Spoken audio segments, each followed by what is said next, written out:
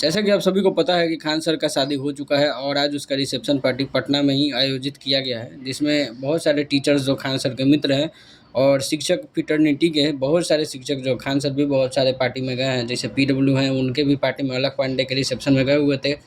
और इनका पार्टी जो है रिसेप्शन का पटना में ही आज आयोजित किया गया है 2 मई को। और इसके साथ ही जो है छात्रों के लिए 6 तारीख को इसका आयोजन किया जाएगा, बड़का भोज का आयोजन किया जाएगा।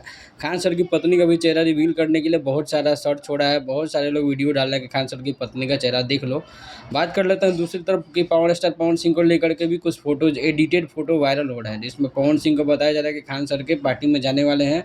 और 1-2 तरह के एडिटेड फ़ोटो है, जो देखकर थोड़ा-सा बुरा भी लगता है कि इतना ज़्यादा एडिट करने की क्या ज़रूरत है? जब खान सर के पार्टी में पवन सिंह जाने नहीं नहीं वाले हैं, तो किसी भी इवेंट से जोड़ने की कोई ज़रूरत ही नहीं है। तो इस पर्पज़ से मैंने सोचा कि जानकारी दे दूँ कि ये सारी चीज़ें फ़ेक हैं। खान सर का पार्टी जब शुरू होगा तो बहुत सारे वीडियो आपको देखने को मिलेंगे। चैनल को सब्सक्राइब कर